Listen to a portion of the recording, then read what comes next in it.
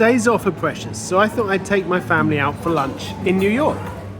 Ah, the Big Apple, the home of the hot dog and the superhero. And today that superhero is none other than Spider-Man. This is the moment Spider-Man fell off the tank. And we thought it was part of the script until we watched them filming it again and hoped he was okay.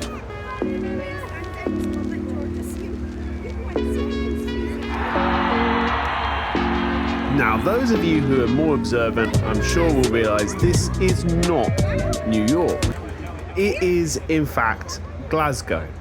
Now, Glasgow has become a real hub for filming in recent years. Fast and the Furious, Hobbs and Shaw, Nosferatu, World War Z, and I'm confident hundreds of others that I've never heard of and have absolutely no idea they're filmed in Glasgow.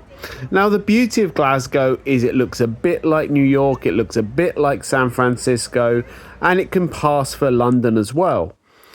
But it's much cheaper to close the relatively quiet roads of Glasgow compared to any of those cities.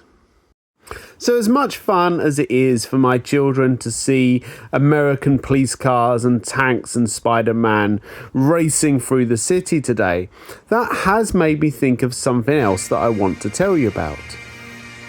But first, just to prove to you categorically that I am in Glasgow, here we have some bagpipes. No idea. Now, I absolutely love everything to do with video, whether that's YouTube or TV or films. And I'll be honest, anytime I get an opportunity to be involved, I jump at it. Were you in that? I was only in it for... So over the last few years, my company's actually managed to get a fair bit of experience working on films. So I advised on Death of a Unicorn, and one of my team, Ricardo, he did some amazing advising for Nosferatu. In fact, so much so that they contacted me afterwards saying that they'd made the part of the butler larger based on how good the representation of working as a butler was based on the training that he'd given them. So that was obviously absolutely huge. So I'm talking to my dog, come on. So with that, I've got quite a sort of what you call a unique perspective. I've done loads of work for various celebrities over the years.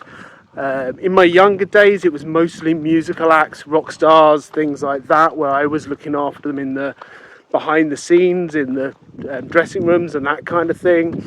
Later on, my employer had a lot of showbiz friends, so there was a lot of movie stars, models, people like that. And now with my company, I mostly, like I say, do some advising. I do a little bit of stuff on camera myself. You might have seen me, no, but I've been in a few different things, just portraying myself as a butler. But the real secret, is so simple. But believe it or not, most people just don't get it. And what you need to do is, it doesn't matter how famous someone is, you just treat them like a normal person. But of course, when you're a butler, the way you treat normal people is, of course, with an amazing level of care and respect. Now, and let me explain what I mean. You see, the thing is, most celebrities, of course, they love their fans. They know they'd be nothing without their fans.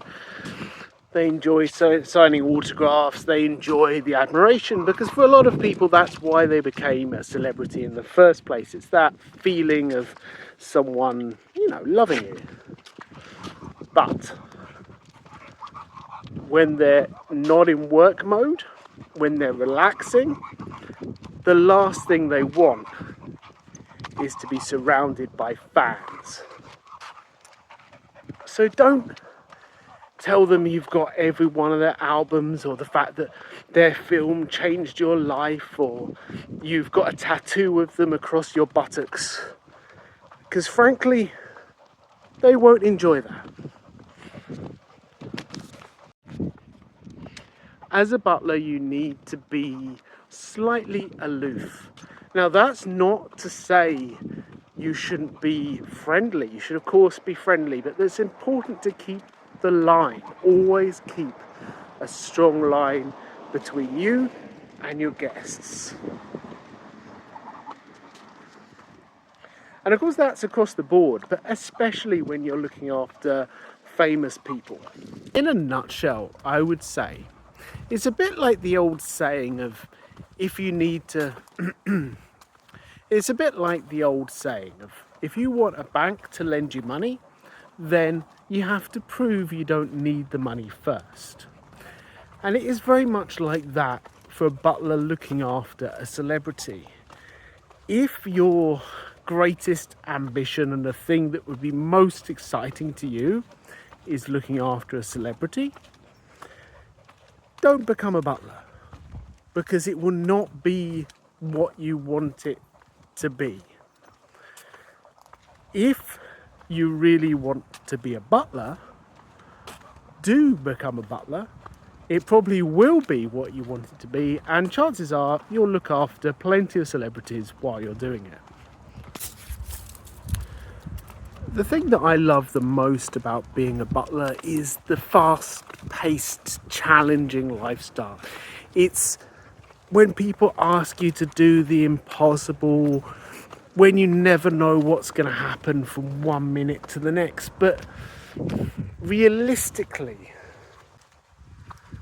that's also what a lot of people hate. A lot of people don't want to be pushed to that level all the time.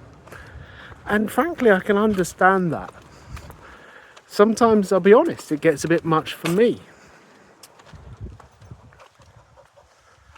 But then you get that feeling when you've achieved something that you didn't really think you could do, and it's all worthwhile.